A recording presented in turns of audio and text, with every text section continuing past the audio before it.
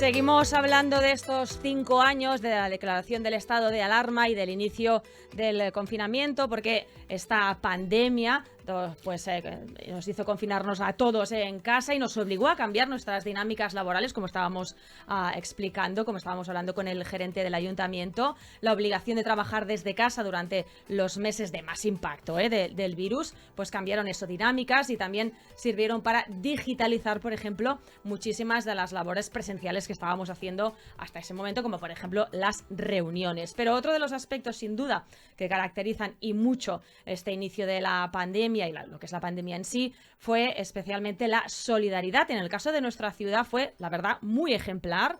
Hablamos de voluntarios, de repartir el material de protección, como por ejemplo las mascarillas, la ayuda, por ejemplo, también a las personas mayores que vivían solas, entre otras muchas cosas.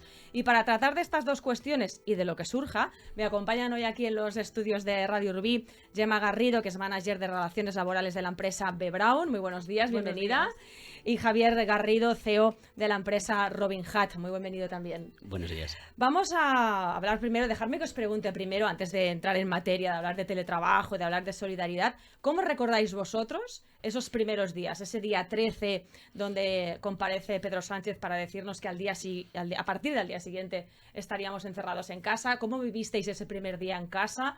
Dejadme que os lo pregunte más personalmente y ahora ya vamos a la materia, Gemma. Yo creo que la palabra que lo resume es caótico. ¿Qué vamos a hacer mañana? No puedo ir a trabajar, no hay escuelas. Pero ¿qué están diciendo? ¿No podemos salir normalmente a pasear, a hacer deporte? A lo que hacemos normalmente, ¿no? Uh-huh. ¿Cómo lo vamos a plantear? Mucha incertidumbre. Sí, esa era la palabra que yo quería utilizar, incertidumbre. No sabes qué va a pasar, te dicen te tienes que quedar en casa, tienes que seguir estas pautas, no puedes, de repente tu vida normal se para. No sabes qué va a pasar con el trabajo, no sabes qué va a pasar en nuestro caso pues con clientes, pedidos, claro. Demás, en el caso de ellos también, no sabes qué va a pasar con la familia y sobre todo tienes miedo también, porque claro, tienes miedo al contagio. Claro. Además, en principio fueron 15 días y luego la cosa fue alargándose sí. Durante casi 3 meses, con lo cual nos tuvimos que ir adaptando casi cada 15 días, ¿no? Un poquito, sí. Porque era en plan, bueno, primero eran 15 días y luego, bueno, pues son 15 días, estamos en casa. Incluso pensabas, nos lo tomamos como unas vacaciones entre muchísimas comitas, porque al principio eran eso, 15 días, ¿eh? Vamos a hablar de lo que explicaba yo al principio, de este cambio en las dinámicas de trabajo, por ejemplo, en la empresa B. Braun, porque claro, tú decías, ¿no? Incertidumbre. Sí. ¿Qué es lo que va a pasar? Mañana no podemos ir a trabajar presencialmente a la oficina. ¿Cómo nos vamos a organizar? Entonces, en el caso de B. Braun, ¿cómo fueron esas primeras reuniones de organización y de, ostras, ¿qué hacemos? Porque además tenéis un montón de divisiones muy diferentes. Evidentemente tenéis gente trabajando en oficina, pero tenéis gente trabajando en planta. Exacto. Con lo cual, ¿cómo fue todo el que es esta organización? Bueno, pues a partir del día siguiente, la famosa reunión de crisis era constante. Un día sí y otro también. Claro, al principio, en el entorno de oficinas se ve como ahora muy fácil, pues yo teletrabajo y ya está. Uh-huh. Pero es que no teníamos ni ordenadores portátiles para todas las personas del entorno de oficina. Con lo cual, bueno, pues cada uno en su nivel y en su organización, pues todo era pedir ordenadores, que todo el mundo tuviese red en casa, que todo el mundo se pudiera conectar. Lo que hoy en día nos puede parecer tan sencillo, en aquel momento era complicado. Esto en el entorno de oficinas, pero luego en el entorno productivo para mí aún fue más complicado. Podemos decir que en nuestro caso la plantilla tuvo en ese momento mucho sentimiento de responsabilidad y compromiso. Somos una empresa que, como sabéis, fabricamos productos esenciales para la salud, con lo cual no podíamos dejar de fabricar y desabastecer al mercado. Para ello, por ejemplo, se hicieron los pasillos sanitarios que se llamaban. Las personas que trabajan a turnos continuos tenían que entrar a trabajar 30 minutos más tarde de su horario habitual y salir 30 minutos antes de su horario habitual. Es decir, trabajaban 7 horas para no encontrarse con el compañero o compañera del turno siguiente y que hubiese más riesgo de contagio, ¿vale? Esto por un lado. Recordemos, no habían mascarillas. Ahora hablaremos, porque gracias a Robin Hood sí que fueron mascarillas. Exacto. Entonces todo era, yo sí quiero ir a trabajar, pero no me quiero contagiar a la vez. Claro.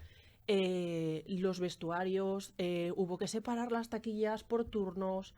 Incluso nosotros sabéis que fabricamos a 5 días a la semana. Tratamos un bloque de lunes a viernes. Estas personas, como os he dicho, pasillo sanitario, todo con las medidas. Se incrementó la limpieza, la desinfección. Pero además tuvimos que improvisar otro vestuario para las personas que trabajaban los fines de semana. Porque la intención era, si se nos contagia un turno de lunes a viernes, que tengamos otras personas que puedan seguir trabajando. O sea, pero hay que decir que tanto la parte de la representación social de las personas trabajadoras como empresa se tomaron medidas de forma muy rápida, todo muy ágil, a veces con caos, evidentemente. Estábamos en un sistema de duda, claro, alarma social y de salud. Pero bueno, poco a poco se fueron tomando medidas y pudimos salir. Sí. En vuestro caso, Javier, fue supongo que más o menos a menor escala lo mismo, ¿no? Porque claro, al final todo el mundo tenía que reunirse telemáticamente porque estábamos todos en casa. Sí, claro, igual que ellos, nosotros tenemos centro de producción, producimos también aquí en Rubí, también producimos material sanitario, en este caso textil reutilizable. Y nosotros lo que hicimos fue seguir el instinto, lo que nos marcaba, porque nadie sabía nada. Pero claro, empezamos a recibir peticiones, llamadas, vídeos de clientes, de cirujanos, personal sanitario, clientes nuestros, que nos decían a ver de qué forma podíamos ayudarles, porque estaban haciendo, y esto es real, recibimos un vídeo, mascarillas, porque no había, con sábanas, para protegerse de alguna forma. Y entonces, ante esto, claro, el primer día que nos confinan, no sabemos cómo reaccionar, pero el segundo y tercero, y me acuerdo perfectamente, 15 de marzo, domingo 15 de marzo, de recibir un nuevo vídeo de un cirujano pediátrico, en este caso, y era desde Huesca, creo que estaban, diciéndonos que por favor que enviáramos lo que pudiéramos. Y nosotros, en este caso, yo me acuerdo perfectamente, estaba en casa domingo por la mañana y le digo, en este caso a mi mujer, le digo, vístete porque nos está pasando por delante y no nos estamos dando cuenta. Quedamos ya todo el equipo y justo cuando cogí el coche para ir a la oficina, también en la radio estaban pidiendo ayuda. Pues seguir el instinto, llamé en directo a la radio y ofrecimos nuestra colaboración sin saber nada, ofreciendo mascarillas gratis a todos aquellos que los necesitaran. Y paramos nuestra producción, entre comillas, de nuestros gorros y destinamos el material que teníamos, en lugar de hacer gorros, y aquí sí que las costureras, bueno, en este caso Georgetta, que es una de nuestras costureras, que le quiero dar las gracias, aquí enseguida se puso a disposición, empezó a coser mascarillas, empezamos a entregarlas y fue un poco así. Y fue llamar a la radio y escucharlo tantísima gente ofreciendo mascarillas gratis, que a partir de aquí pues la gente empezó a llamarnos, a escribirnos y tal. Sí, sí. Volviendo al tema de la organización de trabajo, ahí iremos a las mascaritas, porque las cifras que hicisteis los primeros días y los primeros 2 meses, me atrevería a decir, de fabricación de mascaritas son una pasada. Ahora las repasamos. Hablabas, Gemma, de estos pasillos que comentabas, ¿no? De los cambios de turno, también de las reuniones telemáticas que estamos diciendo, pero claro, también hay una cosa que hay que poner sobre la mesa, que es la mentalidad de los trabajadores y trabajadoras, que de un día para otro, ¿no?, te cambia absolutamente la vida, porque si estás teletrabajando en casa, lo que comentabas al principio, si tienes hijos, los tienes en casa. Entonces, el tema de conciliar en casa es bastante complicado. No sé si eso afectó de alguna manera, ¿no?, también al trabajador o trabajadora de vuestra empresa, porque al final tenías que combinar todo como podías, teletrabajando, con reuniones, con críos, con lo que fuera, ¿no? Sí, yo creo que tanto personalmente como profesionalmente tenemos historias que contar, ¿no? de esa época en la que ahora estamos todos en casa, el niño... Ahora nos parece normal todo, pero entonces no, claro. Exacto, entonces no, solo, bueno, el niño tiene que hacer deberes, pero el ordenador, tenemos un ordenador para 2, bueno, todo así, ¿no? Pues trasladado a la empresa, claro que hubo un poco caos a nivel de conciliación, es normal. Nosotros incluso a raíz de aquello que tuvimos también que flexibilizar ciertos horarios para ir a comer a los comedores de la compañía. teníamos que hacer turnos, no podíamos, los aforos de los comadores, bueno, había que limitarlos, etcétera. Eso también ha hecho, yo creo, que a la larga, pues estos horarios se queden, ¿no? Permanezcan. El horario de comer, por ejemplo, se ha flexibilizado mucho, de 12:30 a 3 de la tarde. Tú puedes comer en tu hora y media que tienes permitida, pero lo puedes flexibilizar en función de tu organización personal y laboral. Con lo cual, en lo que en aquel momento pudo ser un caos, como lo hacemos, ahora, bueno, pues ha desarrollado en una norma nueva, con mucha más flexibilidad. También a la entrada y la salida de la jornada se ha flexibilizado, porque yo creo que en aquella época también nos hizo pensar que nuestro entorno familiar tenemos que cuidarlo, si cabe, aún más. Sí.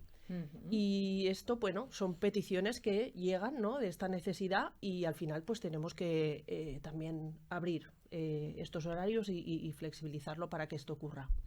Porque ahora, por ejemplo, después de pasar los primeros días, meses, etcétera, etcétera, después de hacer las 4 fases famosas de la vuelta a la normalidad, ¿no?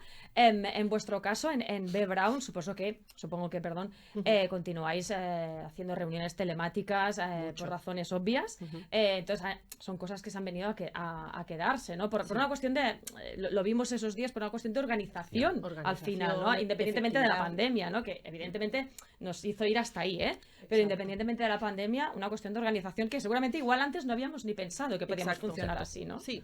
Tenemos compañeros que tengo que hablar con un proveedor, me decía una compañera hoy mismo. Yo tenía que hablar con un proveedor y no sabía cómo hacerlo.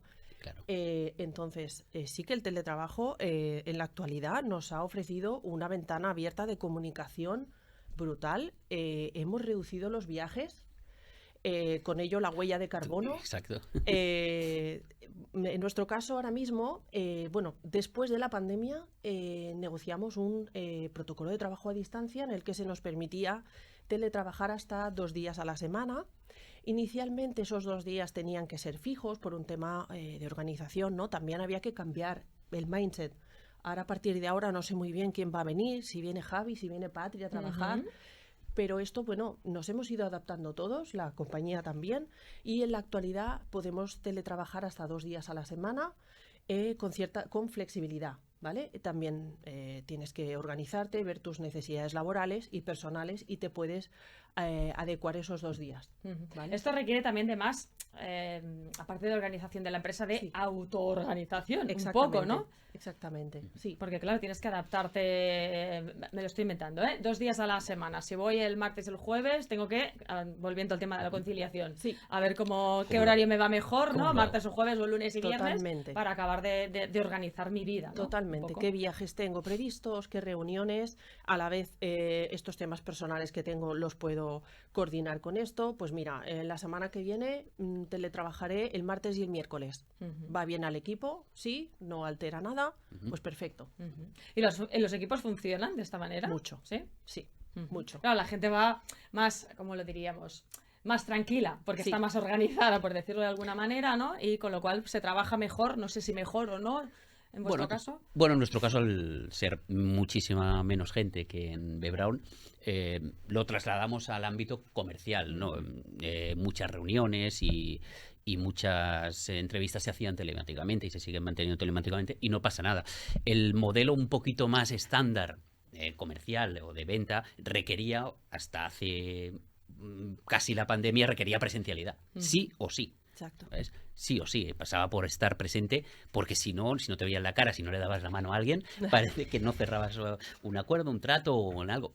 Y esto nos ha enseñado que no pasa nada, que puedes cerrar un trato también telemáticamente, con las mismas garantías que presencialmente, y que si tienes que verte por lo que sea, ya te verás, pero te ahorras, como decía ella, te ahorras muchos viajes, mucho desplazamiento, y al final estás impactando positivamente en el medio ambiente, que es una de las... Bueno, y te ahorras dinero. Sí, no, claro. No, por supuesto. Si te ahorras viajes, te ahorras dinero. Pero bueno, una de nuestras filosofías, uno de nuestros pilares de funcionamiento siempre ha sido la sostenibilidad, ¿no? Y en este caso, aportar y aprovechar las reuniones telemáticas para cerrar acuerdos y para cerrar entrevistas, entonces ayuda también en este sentido.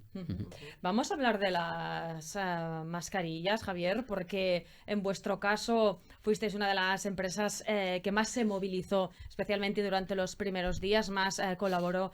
Antes hablábamos con el gerente de la campaña Gracias Rubí, donde participaron muchísimas empresas de Rubí, entre las cuales vosotros. Por poner un dato, solo hasta el 30 de marzo ya habíais entregado casi 300 mascarillas, solo hasta el 30 de marzo. Estamos hablando que nos encerraron el 14-15 sí. De marzo, pero es que luego, a fecha, por ejemplo, de 16 de abril de 2020, teníais 10.000 voluntarios, Sí. que se dice rápido, Sí. 10.000 voluntarios, y habíais repartido ya 1,5 millones de mascarillas. ¿Cómo fue todo esto? Fue, como decía al principio, también fue siguiendo el instinto. ¿Qué pasa? Que al principio ofrecimos nuestra ayuda con nuestros medios. Claro, no sabíamos lo que nos venía. Y entonces empezamos a recibir peticiones, y dijimos, sí tenemos material, sí tenemos pero nos falta gente. Claro. Es que ahora sí, empezamos a recibir también donaciones de material. Empezamos a recibir pues goma, tejido, tal. Pero ¿quién va a coser esto? Entonces hicimos una llamada a la solidaridad, otra vez, al voluntariado. Y fue sumándose gente. Empezamos me acuerdo perfectamente, Rubí, pueblos de alrededor, Sardañola, Sant Cugat, Castellbisbal, pero enseguida se fueron sumando localidades. Porque se daban, también venían medios de comunicación a preguntar, porque, nosotros teníamos un local de 60, 70 metros cuadrados, entonces venían medios de comunicación a preguntar, venía pues desde Telecinco, entonces esto fue increciendo. Claro. Y empezaron a llamar más ayuntamientos. Oye, ¿qué hay que hacer? Bueno, entonces yo me senté un día en la mesa y dije, vamos a organizar esto. Vamos a ver cómo se organiza esto. Es decir, sí, pero eso tiene que ser bien organizado, bien estructurado, porque una cosa es que hagamos mascarillas con voluntarios en Rubí, Sant Cugat, Castellbisbal, pero otra cosa es que esto ya vaya al Ayuntamiento de Barcelona, que vaya a Tarragona, al Alcanar, a Figueras, y aquí se puede liar, puede haber un descontrol. Entonces lo organizamos muy bien, empezamos a recibir llamadas de voluntarios, los ayuntamientos se portaron excelentemente bien porque empezaron a aportar y a hacer difusión de esto, aportando voluntarios, ¿vale? Y nosotros lo único que hacíamos, entre comillas, pues era organizarlo. ¿De qué forma? También teníamos voluntarios en Robin Hood, teníamos gente que nos ayudaba mucho también con el teléfono, el ordenador, mails, WhatsApps. Imagínate recibir 1.000, 1.500 WhatsApps en una hora, una locura. 1.500 sí, en una hora, sí, era claro, la gente no entendía por qué no podíamos contestarle, o por qué, perdón, nosotros estábamos perfectos, o sea, desde las 5 de la mañana que nos levantábamos, y no sabemos ahora cómo lo habíamos hecho, hasta las 11, las 12, sin parar. Desde el 15 de marzo, sí, estuvimos... 16 igual. Estuvimos casi 16 semanas o por ahí haciéndolo, sin parar, cogiendo nuestro café aquí en la Repsol de Can Sant Joan, que nos rodaban con miedo, y se juntaron pues 10, 15.000 voluntarios de muchos tipos, es decir que había costureras, había gente que cortaba, había taxistas que cogían y con su taxi, sus propios medios, entendieron qué era lo que tenían que hacer, recogían el material que cortábamos, lo llevaban a los voluntarios. Si era en Olot, era en Olot. Les daba igual. Pero los teníais repartidos, claro. Pues es que la lista de ayuntamientos y tal son de 140. 140 ayuntamientos. Era una barbaridad. Recogían las mascarillas, se las llevaban a los voluntarios, las volvían a recoger, se desinfectaban, se van a clínicas, se desinfectaban en autoclave. Obviamente, había que... Esto las primeras semanas, los primeros días. Y luego se enviaban, o ellos mismos volvían a enviarla allí donde hiciera falta, en residencias, sobre todo residencias o en entidades públicas, gente que no hospitales, clínicas, ¿no? Hospitales, clínicas y demás. Y este fue nuestro funcionamiento, sí. Aproximadamente, por hacer un cálculo, en esos días se repartieron más de 1 millón, 1,5 millones de mascarillas, sí. 16 semanas, nos estabas diciendo. Sí. Estabas comentando que no sabes bien cómo, pero ¿cómo aguantasteis este ritmo? Y ahora también te lo preguntaré a ti, porque al final vosotros también os dedicáis al tema de la farmacia y medicamentos, y claro, es una cosa que se necesita, obviamente. ¿Cómo lo aguantamos? Sinceramente no lo sé. Lo que sí sé es que la gente nos decía que le ayudáramos. Entonces entiendo que la adrenalina también funciona ahí muy bien y te hace estar enchufado. Es que no hay otra explicación. La gente, si te pide ayuda, pues en teoría estamos obligados a ayudar. Exacto. ¿No? Si te pide alguien ayuda y no se la puedes dar, no pasa nada. Pero si te pide alguien ayuda y se la puedes dar, hombre, dásela, ¿no?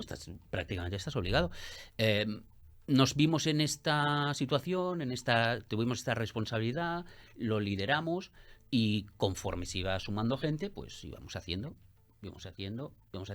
sin parar. Si lo tuviéramos que organizar desde cero ahora, a lo mejor no somos capaces.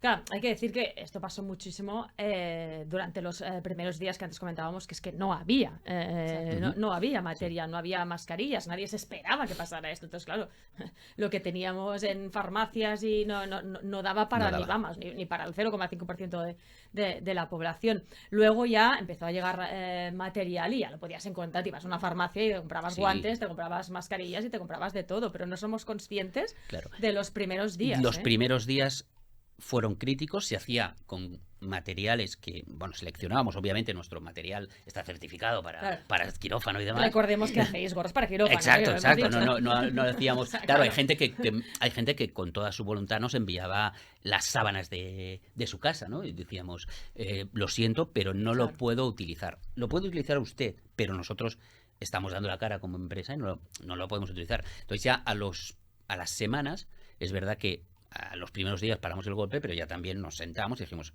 esto hay que hacerlo bien. Claro. Obviamente, ¿no? Porque también salió una ley que te marcaba cómo tenían que ser las mascarillas reutilizables y esto hay que hacerlo bien porque estamos diciendo a la gente que los vamos a proteger. Y hay que protegerlos, obviamente. Claro. ¿no? Entonces hay que hacerlo bien, hay que certificarlo, como nos marca la ley y todo. Y los primeros días fueron de una forma, pero luego a partir de ahí ya se hizo todo con más criterio científico.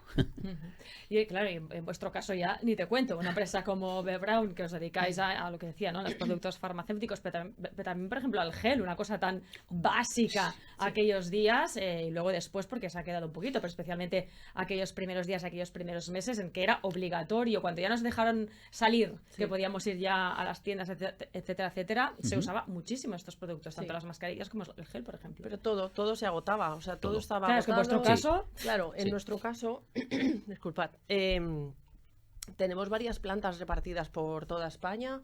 En Alcobendas, por ejemplo, y Rubí se fabrican dietas de nutrición parenteral para personas que están muy críticas. Es un producto que no puedes dejar de realizar en tu día a día, porque hay personas que dependen para comer de ti. En Jaén se hacen productos de pequeño volumen que eran muy necesarios para las personas que estaban encamadas, que estaban intubadas, etcétera. Entonces, y toda nuestra red de ventas por toda España intentando vender, gestionar el stock que teníamos arriba, abajo, o sea, todo era, yo diría, cuestión de supervivencia. Sí.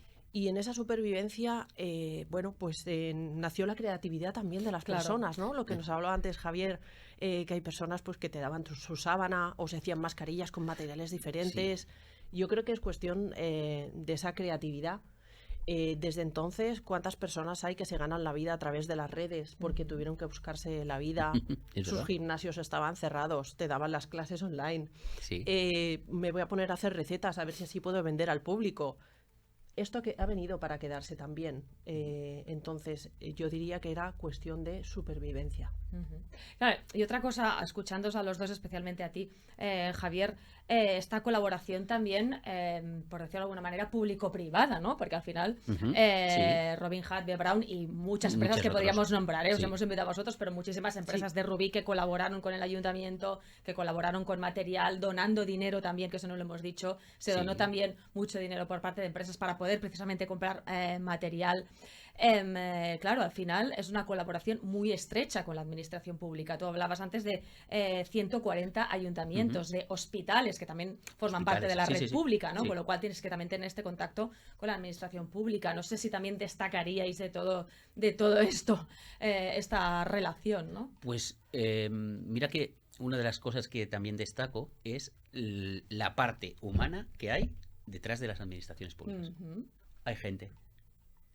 Hay gente que está detrás de eso y que se preocupa y se ha preocupado. Pues en el caso de Rubí, el caso de Sant Cugat, el caso de Barcelona, desde, ya digo, Figueras, La Scala, Alcanar, Amposta, muchísimo, que es gente, pues Parraguera, Olesa, me acuerdo, es gente que tú ves la administración pública y dices, bueno, es un edificio, ¿no? En el que, pues, normalmente pues hay funcionarios y tal, pero hay gente que también se ha preocupado y que son personas, y claro, y padecían lo mismo que nosotros.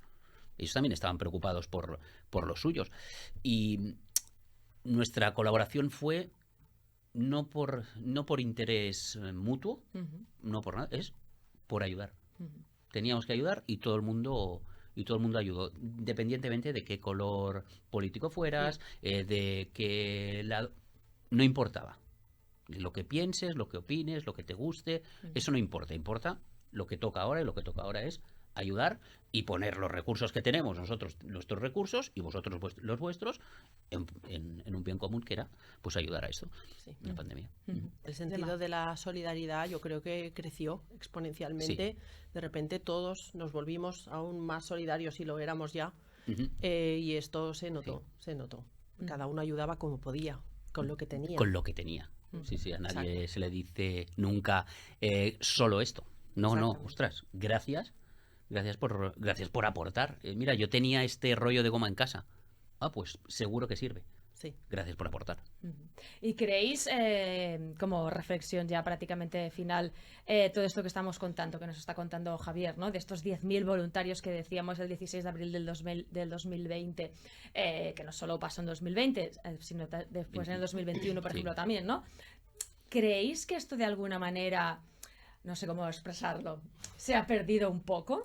No sé si porque, si os acordáis, ¿no? El mensaje un poco durante esos días, acordaros que se aplaudía, ¿no? Sí. A los sanitarios, etcétera, a las 8. Saldremos mejores, no sé si os acordáis de esta frase. Saldremos mejores. Todo esto, ¿en qué se ha quedado para vosotros? Después de vuestra experiencia, sobre todo tuyo, Javier, pero en los dos casos. Bueno, hay frases que suenan a... Lo digo porque es una frase que sonó pero suena hasta la saciedad. Suena o sea, total a marketing. Saldremos mejores. ¿Saldremos mejores de qué?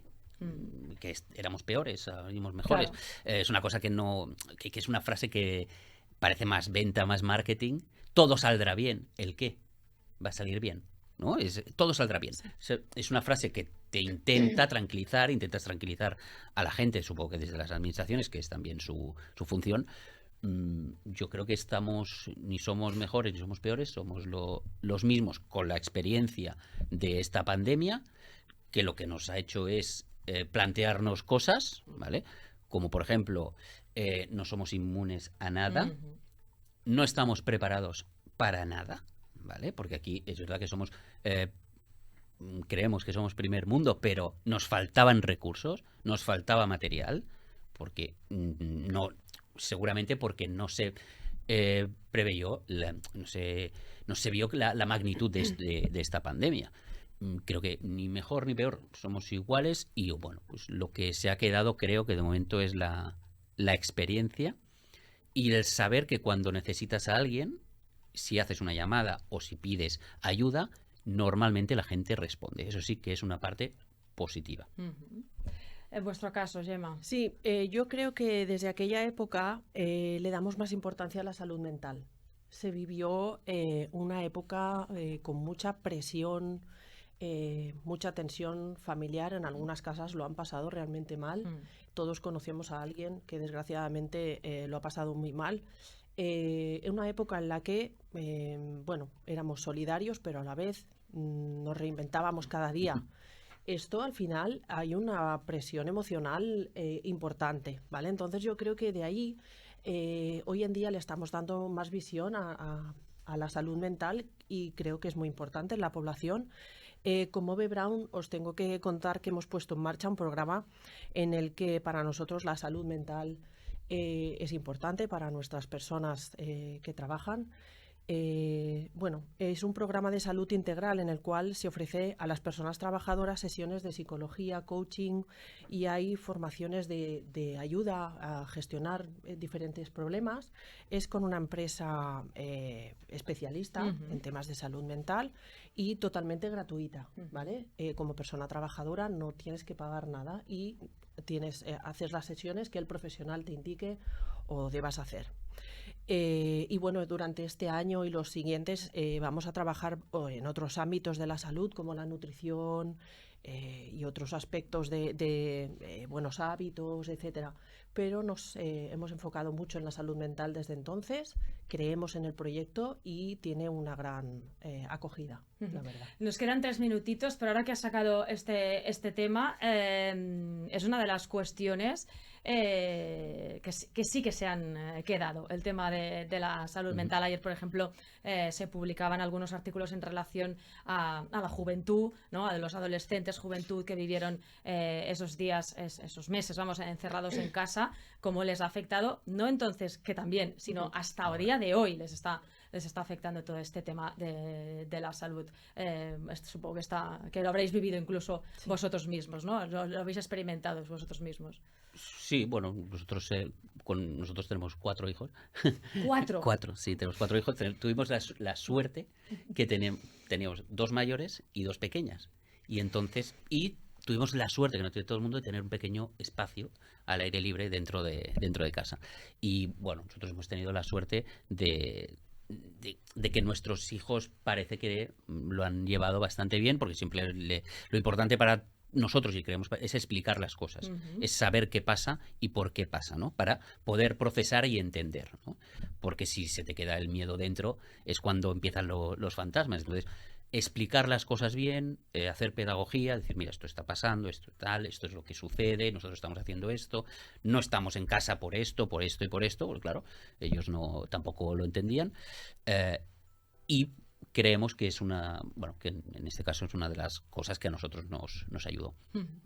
Pues muchísimas gracias a los dos, Gemma, Javier, por venir hoy hasta aquí, hasta Radio Rubí, recordar esos días tan intensos, ¿no? Por decirlo de alguna manera, esos días tan intensos que vivimos todos en vuestras respectivas empresas, con estos 2 millones de mascarillas que decíamos que se repartieron desde Robin Hood, y también la manera, ¿no?, de adaptarse al trabajo como ejemplo de la empresa B. Muchísimas gracias a los dos, que vaya muy bien. A vosotros. Gracias.